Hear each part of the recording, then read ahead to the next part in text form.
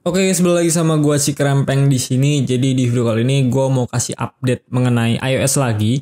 Kali ini datang dari beta versionnya yaitu iOS 18.1 yang versi RC. RC ini adalah tahap beta terakhir yang diberikan sama Apple sebelum versi resminya tuh dirilis. Ada beberapa update kecil di dalamnya, jadi nggak usah lama-lama, langsung aja kita bahas.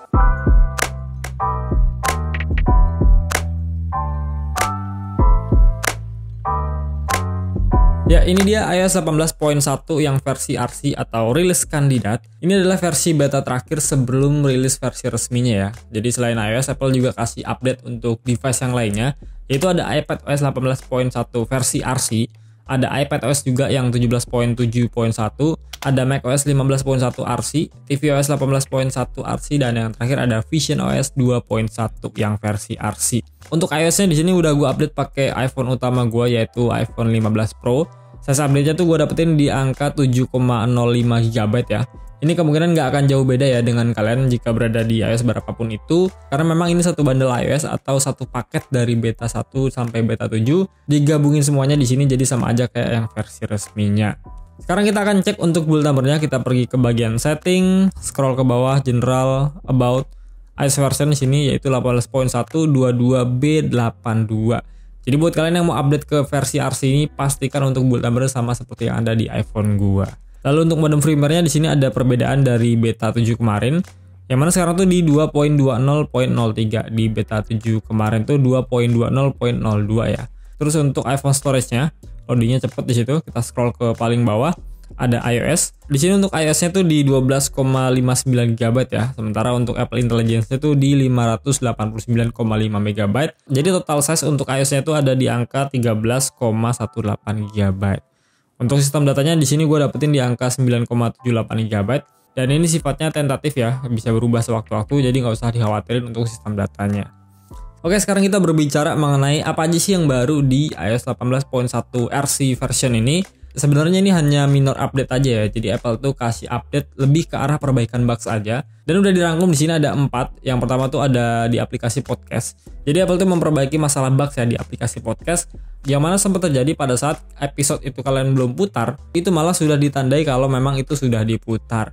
Artinya ada satu episode podcast yang belum kalian tonton sama sekali, tapi karena ada bugs, bikin episode tersebut tuh dikasih tanda ya kalau memang itu udah pernah kalian dengerin. Buat kalian yang ngikutin rentetan episode salah satu podcaster, jelas itu ngeganggu banget. Maka dari itu Apple merilis iOS 18.1 RC ini dan langsung memperbaikinya. Jadi harusnya sih nggak akan lagi muncul bug seperti ini. Yang kedua, Apple juga memperbaiki masalah di aplikasi kamera ya. Jadi sempat muncul bugs pada saat kalian melakukan recording di resolusi 4K 60 fps.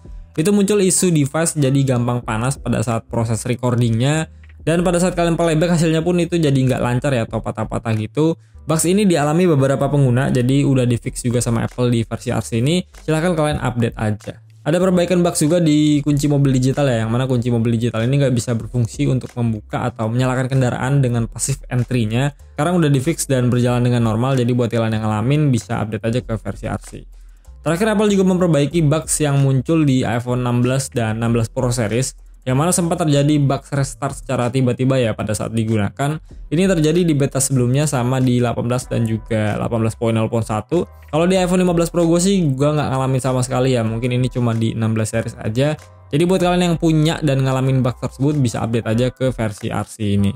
Update lainnya yang nggak ada di release note Apple dan mau gue share juga ke kalian yaitu ada di aplikasi kalkulator ya. Perubahan yang bikin mayoritas penggunanya nggak nyaman ternyata masih belum diubah lagi sama Apple.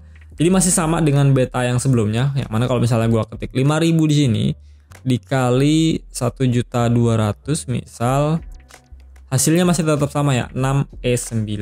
Artinya ini 6 eksponen 9 tetap sama disingkat karena memang nggak muat, dan akan muat kalau misalnya kita ubah ke mode landscape seperti ini. Jadi kayaknya Apple emang kekeh ya dengan updatean kalkulatornya ini. Ya gue sih berharap semoga aja bisa dipertimbangkan lagi di update iOS berikutnya.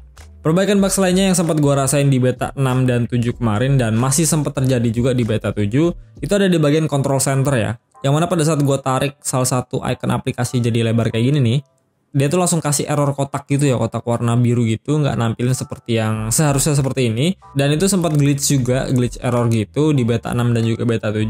Pas gue tarik normal lagi ke mode kecil seperti ini, dia nggak kenapa-napa ya, nggak ada masalah sama sekali. Masalahnya itu cuma muncul pada saat kita tarik lebar kayak gini ya. Untuk mode kecilnya dia nggak ada masalah. Nah di RC version ini kayaknya aman-aman aja sih ya, udah stabil, nggak muncul lagi bugsnya. Jadi buat kalian yang ngalamin juga, coba untuk update aja. Di bagian spotlight search pada beta 7 kemarin juga gue sempat ngalamin delay ya pada saat gue ketik pencariannya di sini. Contoh gue ketik kalkulator kayak gini. Nah dia tuh nampilin hasil yang delay ya, 1-2 detik baru muncul.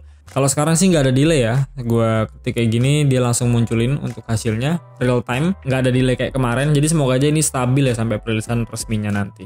Ya itu aja update yang dikasih sama Apple, lebih ke arah perbaikan bugs aja di RC version ini. Karena memang ini penyempurnaan dari beta-beta sebelumnya. Untuk performa di iPhone 15 Pro ini gua rasa aman-aman aja ya, gua ngerasainnya.